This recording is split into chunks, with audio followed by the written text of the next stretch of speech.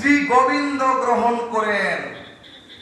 সেই জন্য ভাগবত বলছে মানুষ ব্রহ্ম মুহূর্তে বা সকালবেলা ঘুম থেকে উঠলে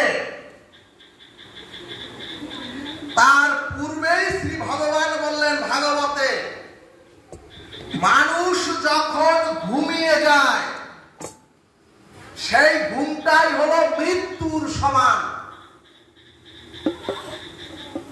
তাহলে যদি ঘুমটা মৃত্যুর সমান হয় তাহলে মানুষকে ঘুম থেকে উঠে অবশ্যই স্নান করতে হয়।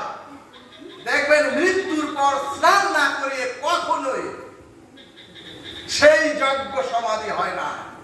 সেই জন্য স্নান করতে হয়। কিন্তু শাস্ত্রের কথা হলো মল ত্যাগ জলে স্নান, শাস্ত্র বলছে। অর্থাৎ আপনাকে ঘুম থেকে উঠে যদি আপনি মল ত্যাগ করেন তাইলে স্নান করবেন। এটা কিন্তু জাগতিক মানুষদের কথা। কিন্তু আমরা তো মল ত্যাগ করে কেউ জলে স্নান করি না। তাহলে জলে স্নান করব না, সকলে আমরা বলি মন্ত্র স্নান করব। শাস্ত্রে মন্ত্র স্নানের কথা বলা আছে। শাস্ত্র বলছে মন্ত্র স্নান হরের তাপ, অর্থাৎ মন্ত্র স্নানের দ্বারা মানুষের পাপ হরণ হয়, কিন্তু গোবিন্দ নাহি পায়। এবং মন্ত্র স্নানে কখনোই কৃষ্ণ ভক্তি না হয় উদয়। তাহলে এখন প্রশ্ন, মন্ত্রে কি হয়? মন্ত্রে কি পাপ দূর হয়? শাস্ত্র বলছে জ্ঞান স্নানম পরম পদম। জ্ঞান যদি জ্ঞানের মাধ্যমে স্নান করি তাহলে পরম পদম হবে। অর্থাৎ শাস্ত্র বলছে আপনি যদি জ্ঞানের দ্বারা স্নান করেন তাহলে পরম পদম। পরম কে বাবা? পরম আর পরমেশ্বর। তাহলে হবে ব্রহ্মার দশা। কারণ ব্রহ্মাজি ছিলেন এই চরাচর জগতের সর্বশ্রেষ্ঠ জ্ঞানী। সর্বশ্রেষ্ঠ ব্রহ্ম জ্ঞানী ছিলেন স্বয়ং ব্রহ্মা। তাহলে কার মতো হবে? ব্রহ্মার দশা হবে। কারণ কি? ব্রহ্মা ভগবানকে না চিনতে পেরে ভগবানের সখারূপ বাসুরগুলিকে চুরি করে নিয়ে গিয়েছিলেন। এরপরে শাস্ত্র বললেন হস্ম স্নানম দেহ শুচি, অর্থাৎ এত কিছুতে না হয় দেহ শুচি। কিন্তু এতে তো আত্মার মানে কথাটা হলো এত কিছুতে দেহ শুচি হতে পারে। আপনি যদি জলে স্নান করেন দেহ শুচি হবে, মন্ত্র স্নান করেন দেহ শুচি হবে, জ্ঞানের মাধ্যমে স্নান করেন দেহ শুচি হবে, কিন্তু এতে তো আত্মার শুচি হয় না।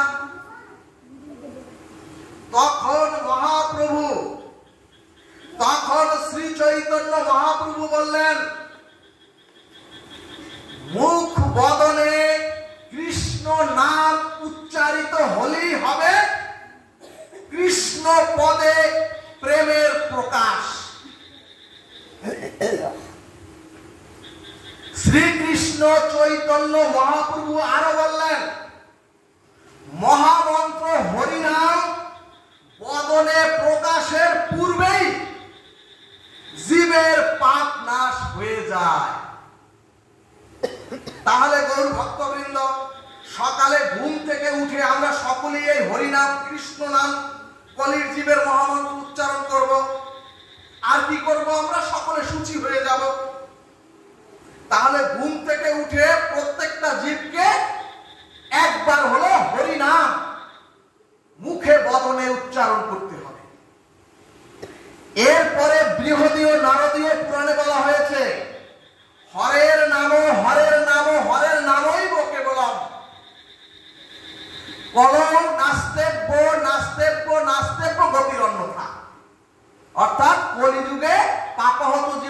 হরিনাম ছাড়া গতি নাই, গতি নাই, গতি নাই।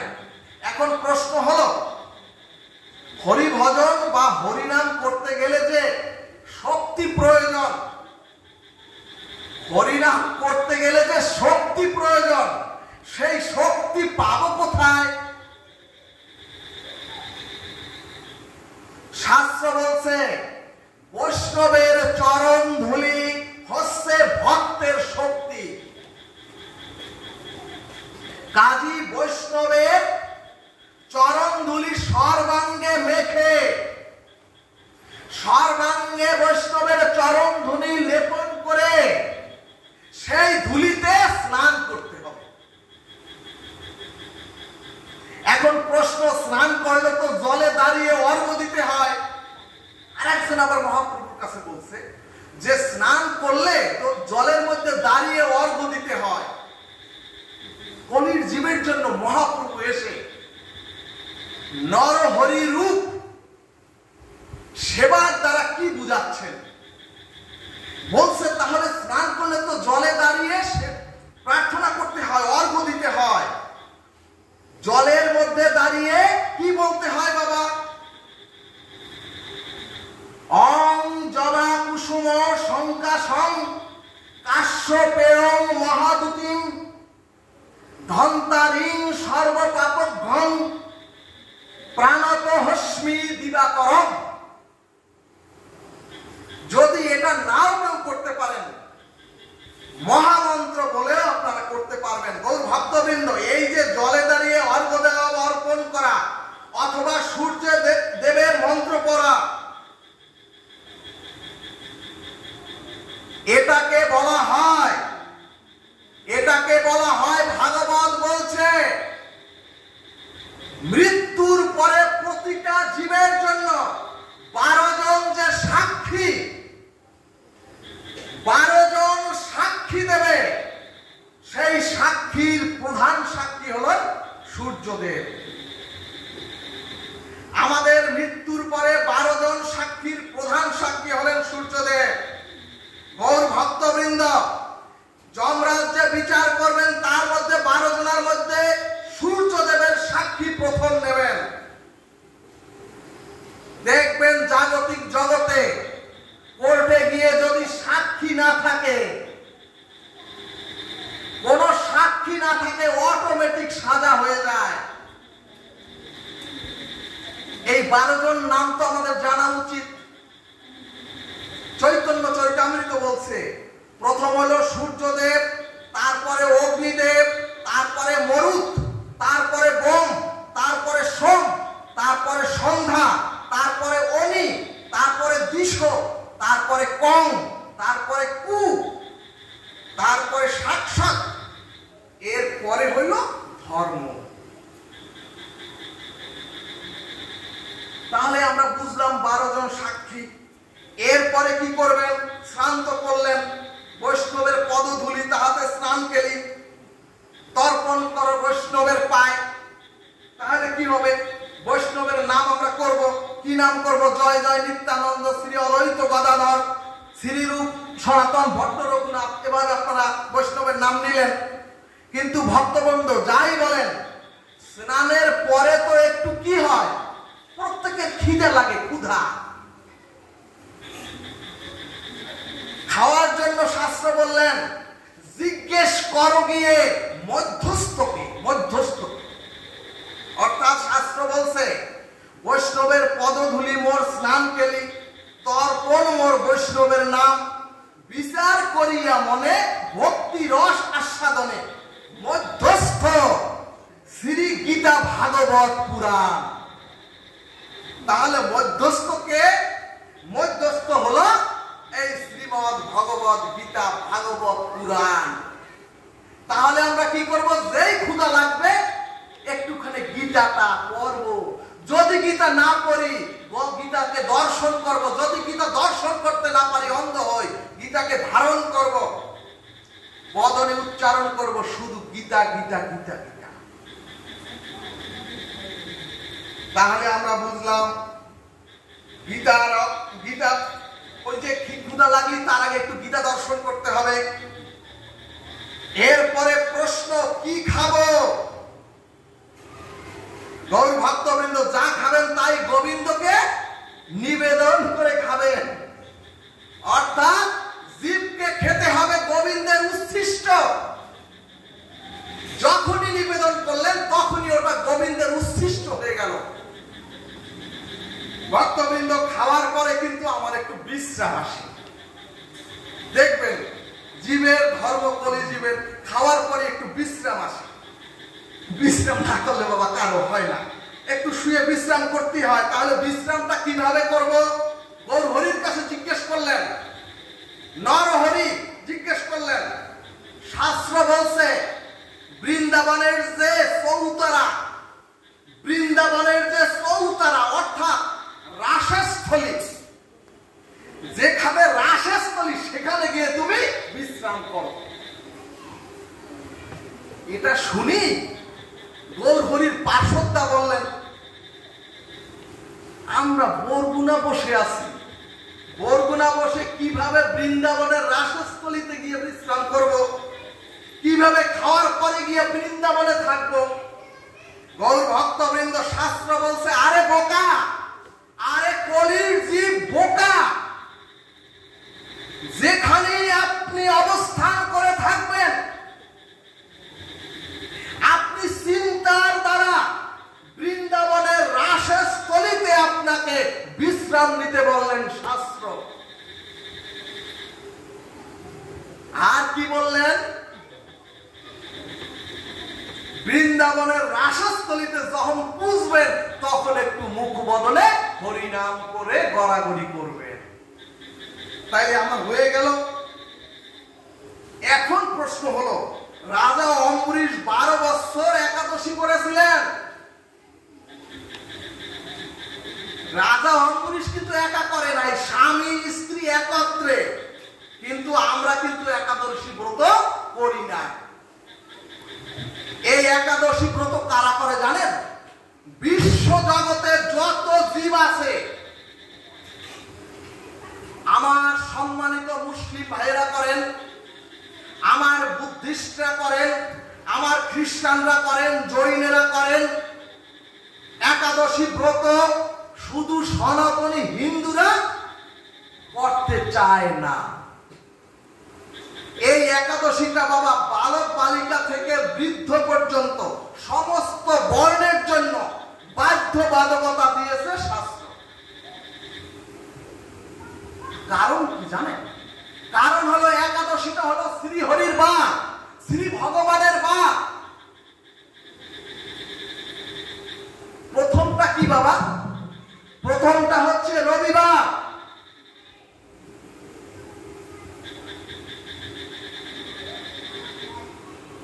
গৌর ভক্তবৃন্দ, প্রথমটা হচ্ছে রবিবার।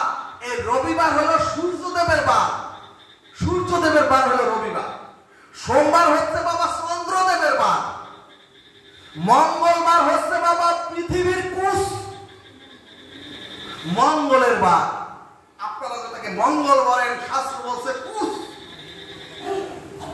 বুধবার হচ্ছে চন্দ্রের বেটা, চন্দ্রের ছেলের নাম হলো বুধ। বুধবার হচ্ছে চন্দ্রের বেটা বুধের বার। বৃহস্পতিবার হচ্ছে দেবগুরু, দেবগুরু বৃহস্পতির বার। দেবগুরু হচ্ছে বৃহস্পতি।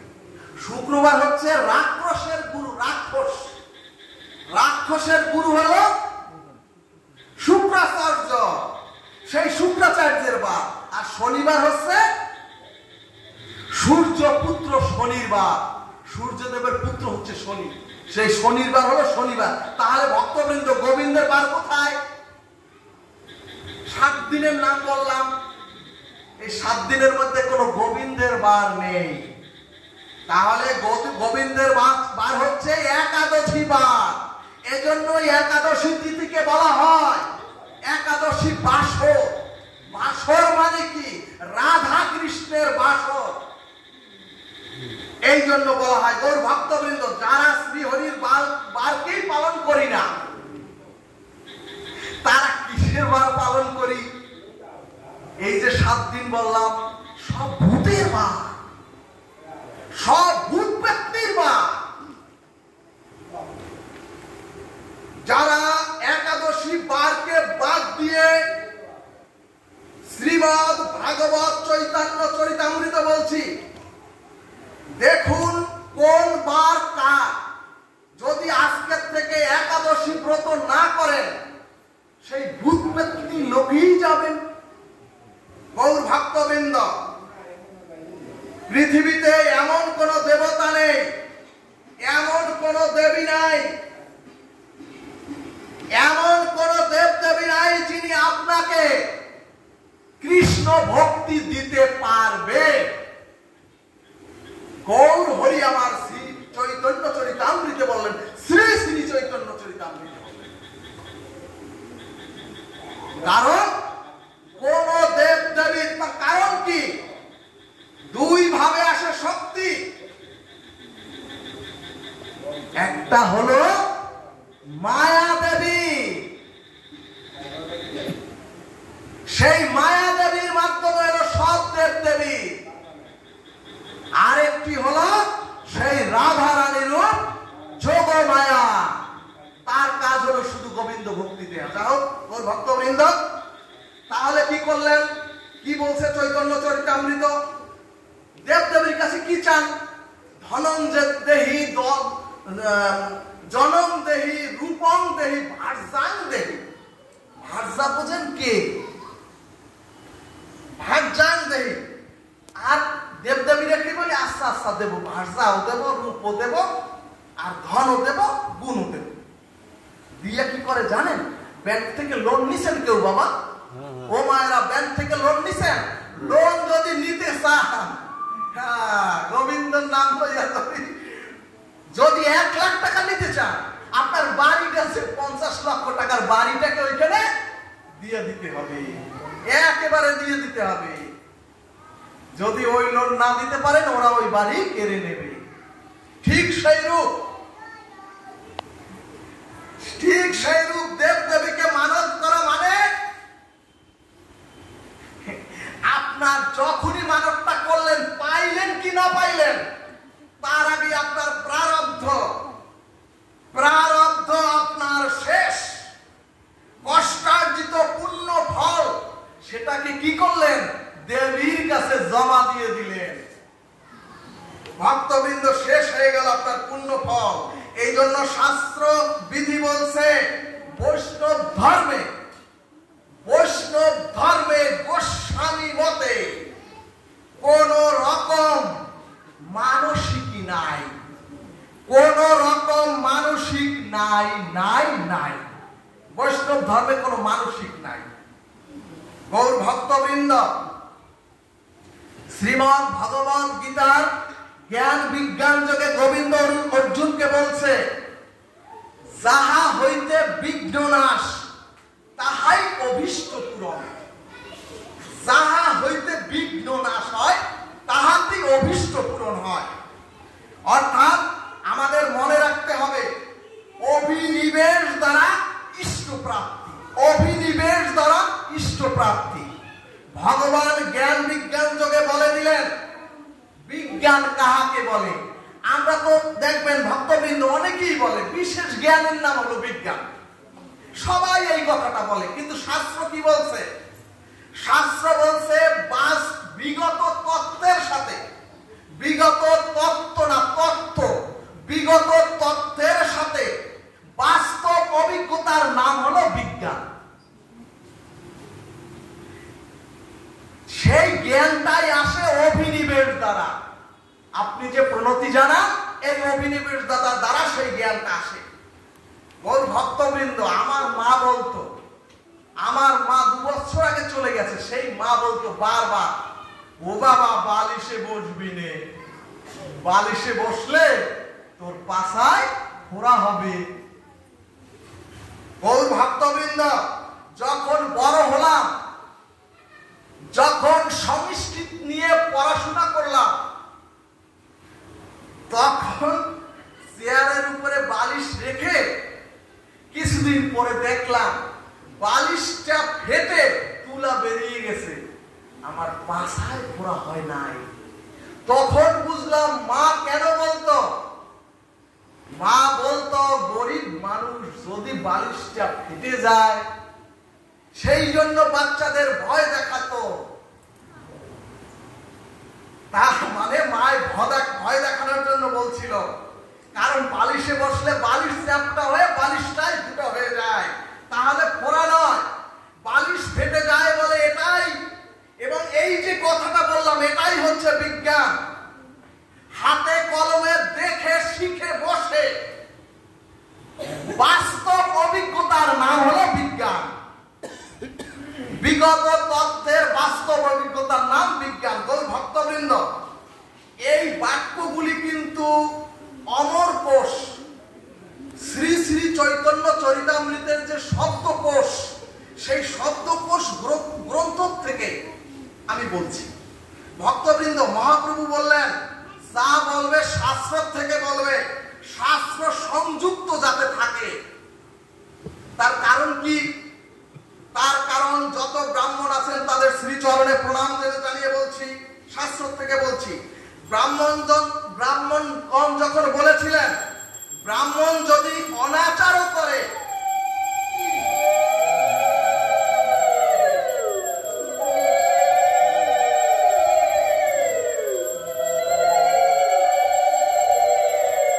ভক্তবৃন্দ, ব্রাহ্মণগণ যদি অনাচারও করে তাইলেও সে শ্রেষ্ঠ।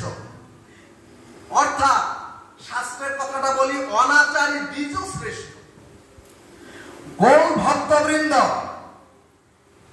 ব্রাহ্মণ যদি শত অনাচারী হয় বা অনাচার করে তবুও নাকি ব্রাহ্মণ শ্রেষ্ঠ। আরো বললেন তারা শূদ্র যদি জিতেন্দ্রিয় হয়, তারা বলেনি, এটা শাস্ত্র বলছে। শাস্ত্র বলছে কোন গীতা, ভাগবত, পুরাণ এর মধ্যে না। শূদ্র যদি জিতেন্দ্রিয় হয়, অর্থাৎ শূদ্র যদি ইন্দ্রিয় জয়ী হয়, ইন্দ্রিয় জয়ীকে বলা হয় জিতেন্দ্রিয়, তবুও সে নাকি শূদ্র, অর্থাৎ শূদ্র নাকি নীচ। তাহলে একটা প্রশ্ন আসে, কেন নীচ? বলছে তাদের শাস্ত্র বলছে অভৎস মানে অভস্যতে গাব, অর্থাৎ গাভী ঘর কুটো খায়, খৈর খায়, খৈর কিন্তু গু, বাবা গু, পায়খানা, সেই গু খায় এবং দাঁড়ে দাঁড়ে গিয়ে খায়, তথাপিও সেই গাভীর দুগ্ধটা ভগবানের সেবায় লাগে। সেইরূপ ব্রাহ্মণগণ বললেন, সেইরূপ ব্রাহ্মণও যদি অন্যায় আচরণ করে তবুও ব্রাহ্মণ গাভীর তুল্য। আর যদি শূদ্র শূকর তুল্য, অর্থাৎ শূকর কি খায় বাবা? কচু খায়। দেখবেন শূকর প্রচুর মূল খায়, কচু না কচুর মূলটা খায়, তথাপিও শূকরকে ছুঁইলে কি করতে হয় জানেন? শূকরকে যদি কেউ ছোঁয় তাকে স্নান করতে হয়। ঠিক সেই রূপ বলেছিলেন। মহাপ্রভু জিজ্ঞেস করলেন ব্রাহ্মণ সমাজকে, কোন শাস্ত্রে তোমরা পেলে এই কথা? শাস্ত্র দেখাও। নাকি তোমাদের বানানো কথা উত্তর দাও ব্রাহ্মণ সমাজ? তারা আর কোন কথা আমার গৌর হরির কাছে বলতে পারেনি, কারণ এটা শাস্ত্রের কোনো কথা নয়। গৌর ভক্তবৃন্দ, তখন মহাপ্রভু বললেন শাস্ত্র কি বলছে শোনো তোমরা। বরাহ পুরাণ এবং চৈতন্য চরিতামৃত থেকে বললেন মহাপ্রভু, চণ্ডাল অপি দ্বিজ শ্রেষ্ঠা। গৌর ভক্তবৃন্দ, সংস্কৃতে কিন্তু বাম দিক থেকে পড়তে হয় না, ডান দিক থেকে পড়তে হয়। অর্থাৎ চণ্ডাল অপি দ্বিজ শ্রেষ্ঠা অর্থ হলো ব্রাহ্মণ হইতে চণ্ডাল শ্রেষ্ঠ হয় যদি হরি ভক্তি পরায়ণ হয়। চণ্ডাল যদি হরি পূজন করে, হরির আদেশ পালন করে, শ্রী হরিকে পিতা মনে করে, তবে মনুষ্য কুলে শ্রেষ্ঠ। গৌর ভক্তবৃন্দ, এখন আমাদের পিতার অর্থ কি জানা দরকার। সবাই তো আমরা পিতা সেজে বসে আছি। গৌর ভক্তবৃন্দ, জনন ইন্দ্রিয় হইতে বহির্গত করিয়াছেন বলিয়া জনক, আর জননী। গৌর ভক্তবৃন্দ, জনম, জনম অর্থ জনন ইন্দ্রিয়, আর জনন মাতুয়ার।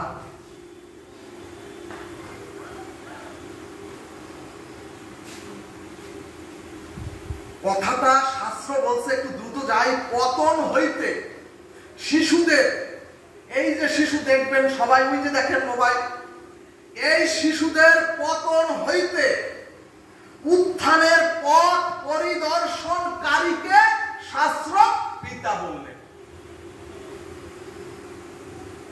গৌর ভক্তবৃন্দ, আমরা কিন্তু সকলে পিতা হইতে এখনো পারি নাই। তাহলে পিতা কে হয়েছেন? যিনি পুত্র কন্যাকে উত্থানের পথ দেখিয়েছেন, অর্থাৎ যিনি তার সন্তানদের হরি ভজনের পথ দেখিয়েছেন, তিনি হলেন পিতা। আর বাবাকে আমরা গিয়ে বলি, ওরে বেটা তোর ছেলে হয়েছে, বেটা হয়েছে, মিষ্টি খাওয়া, সেইটাকে বলে বাবা। বাহবা দিলেই বাবা নয়। ও ভক্তবৃন্দ, ভাগবতের অষ্টম স্কন্ধ, আমি খুব সংক্ষেপে বলবো, ভাগবতের অষ্টম স্কন্ধ হচ্ছে গজ উদ্ধারণ পর্ব। ত্রিভুব পর্বত নামে একটি পর্বত ছিল। সেই পর্বতের জঙ্গলে হাতিগুলি বাস করত। জঙ্গলের পাশ থেকে একটি সরোবর ছিল। সেই সরোবরটি আবার নদী এবং সাগরের সাথে সংযুক্ত। সেই সরোবরে অনেক জীব জন্তু, মাছ এবং কুমির বাস করত। একদিন নদীটা প্লাবিত হয়ে গেল। নদীটা প্লাবিত হওয়ায় মাছ পোকামাকড় উঠল। নদীর ভাটির টানে জল চলে গেল, পোকামাকড় মাছ সব চলে গেল। কিন্তু একটি হাতি, সে বালুর মধ্যে চড়ে, বালুর মধ্যে আটকে গেল। নিয়মিত ওই পথে হাতির দল যেত জল পান করতে। ঠিক সেই রূপ সেই দিনও হাতিগণ যাচ্ছে। তখন কুমির কেঁদে কেঁদে হাতিগণকে বলছে, ও বন্ধু, আমি মৃত্যু পথযাত্রী। একজন মৃত্যু পথযাত্রীকে যে উদ্ধার করে বাঁচায় তাকেই বন্ধু বলে। আমরা যে বসে আছি এ কোনো বন্ধু না। সেই জন্য গজের যে প্রধান,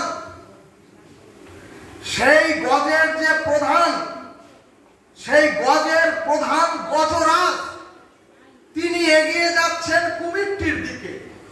আর সমস্ত হাতিবৃন্দ বলছে, যেও না, যেও না, ফলকে বিশ্বাস করিও না। ফল মানে কুমির, যে মিথ্যে কথা বলে। গৌর ভক্তবৃন্দ বলছে, ফলকে বিশ্বাস করিও না। কিন্তু গজরাজ জানে মৃত্যুর পথযাত্রীকে উদ্ধার করার নামই বন্ধু, কাজে আমি বন্ধু হব। সে গিয়ে হাতির শুলে করে কুমিরকে নিয়ে আস্তে আস্তে নদীতে নামলো। যখন কুমির নদীতে নামলো,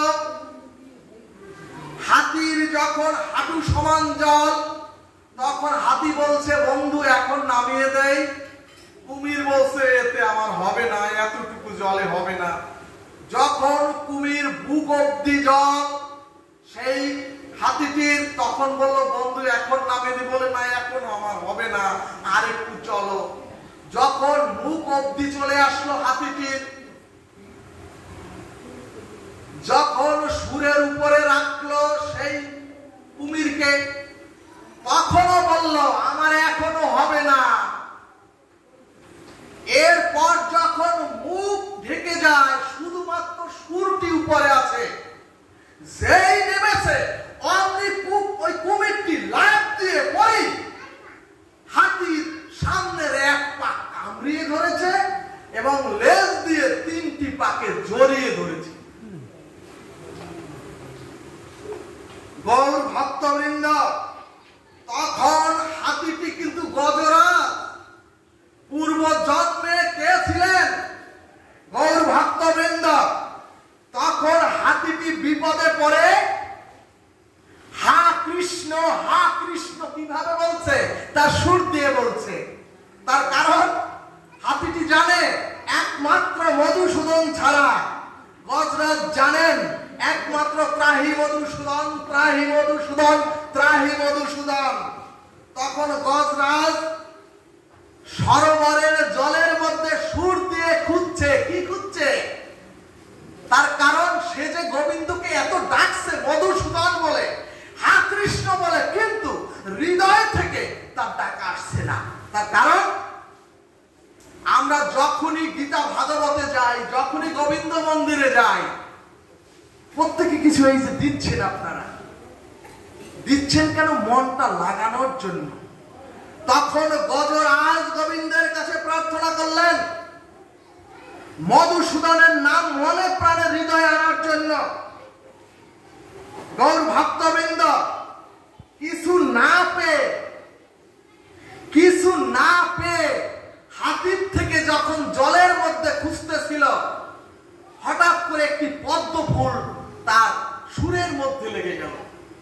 আপনারা ভাবতে পারেন পদ্ম ফুল তো একজন, এ তো অবশ্যই সেবা পূজা হয়ে গেছে। পদ্ম ফুল বাবা 3 রাত্র 3 দিন পদ্ম ফুলকে রেখে সেবা পূজা দেওয়া যায় গোবিন্দের। আর তুলসী পত্রকে দেওয়া যায় বাবা অনেক দিন। একটি তুলসী পত্র অনেক দিন রাখা যায়। শাস্ত্র বলছে 1 মাস একটি তুলসী পত্রকে রাখা যায়। যতবার দিবেন আবার ধুয়ে আপনি রেখে দিবেন। গৌর ভক্তবৃন্দ, তাহলে কি বলছে শাস্ত্র? বলছে কালকে শ্রীমদ্ ভগবত গীতায় বলছে পত্রং পুষ্পং ফলং তয়ং। তাহলে পত্র পুষ্প ফল, এটা হলো শ্রীমদ্ ভগবত গীতার বহিরাঙ্গিক ব্যাখ্যা। সময় তো কম, অন্তরঙ্গের ব্যাখ্যা কি? তাহলে শ্রী ভগবান বললেন যে ফল মানে তোমার মুখের যে মন্ত্র জপার ফল।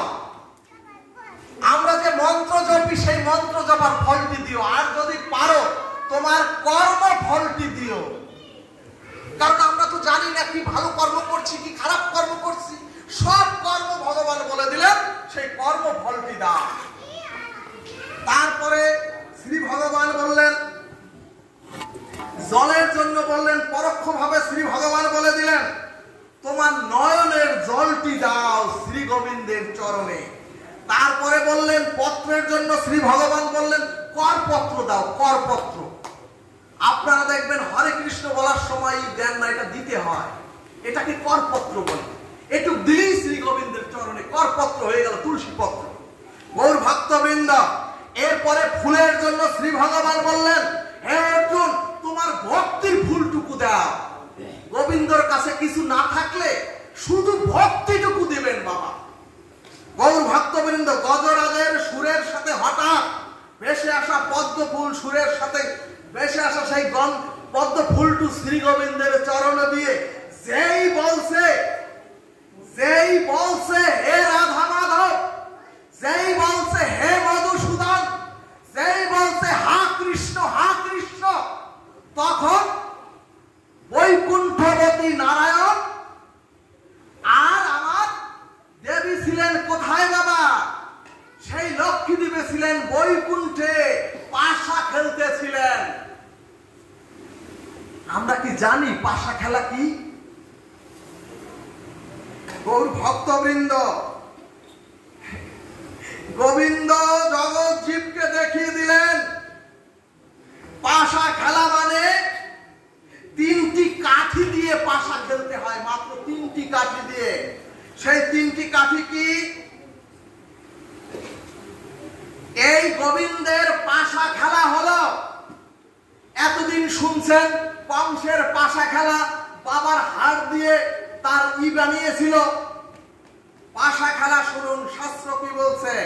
পাশা খেলা মানেই হলো জীবন পাশা। এই জীবন পাশা হলো পাশার পালি। তিনটি কাঠি মানে ভূত, প্রারব্ধ আর ভবিষ্যৎ, আর হলো বর্তমান। ভূত মানে অতীত, ভবিষ্যৎ মানে যা চলে যাবে, আর বর্তমান মানে আসি যেখানে। তিনটি কালকে বলা হয় তিনটি জীবন কাঠি। গৌর ভক্তবৃন্দ, সাথে আছে কি? জীবন পাশা খেলায় 16খানা গুটি। 16খানা গুটি কি বাবা? এই গুটি নিয়েই জীবন চলে। গুটি হলো চক্ষু, কর্ণ, নাসিকা, জিহ্বা, ত্বক, স্পর্শ, শব্দ, রূপ, রস, গন্ধ আর মন। এই 12টি, এই 16টি গুটি নিয়েই সারা জীবন পাশা খেলছি প্রত্যেকটা জীব। এতেই বলা হয় পাশা খেলা। 16টি গুটি দিয়েই সারা জীবন। গৌর ভক্তবৃন্দ, 16 গুটি ব্যতীত আমাদের কিচ্ছু নাই। এর দ্বারাই অর্জন করুন, এর দ্বারাই উপার্জন করুন, এর দ্বারাই দান করুন, আর এর দ্বারাই নাম করুন আর তীর্থে যান। এর ছাড়া পাশা খেলা হবে না। 3 কাঠি, 16 গুটি আর 96 ঘর। গৌর ভক্তবৃন্দ, আপনারা তো প্রত্যেকে লুডু খেলেন। লুডু খেলে 4 ঘর থেকে 4টা ঘর যদি যোগ করেন দেখবেন 96 ঘর। এই 96 ঘর পার করে একটি গুটি কোথায় যায়? একটি গুটি উঠে যায়, মানে একেবারে মরণে চলে যায়। এই 96 ঘর পার করে যেতে হয়।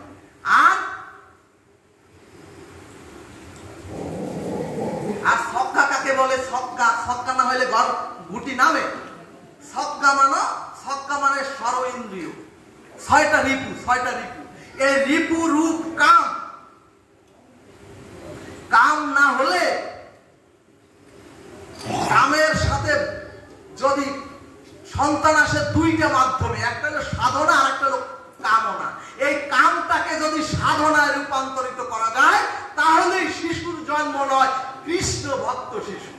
গৌর ভক্তবৃন্দ, 96 ঘর পারি হলো না, যেহেতু সময় অনেক কম বাবা।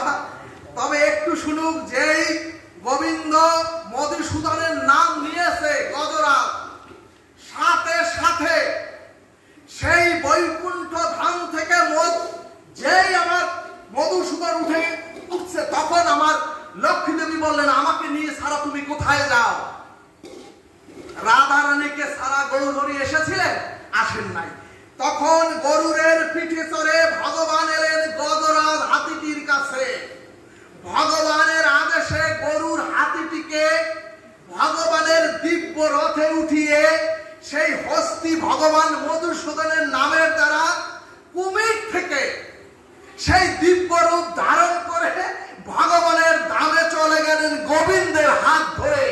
বলমন রাধা কৃষ্ণ প্রেমানন্দে হরি হরি বলমন।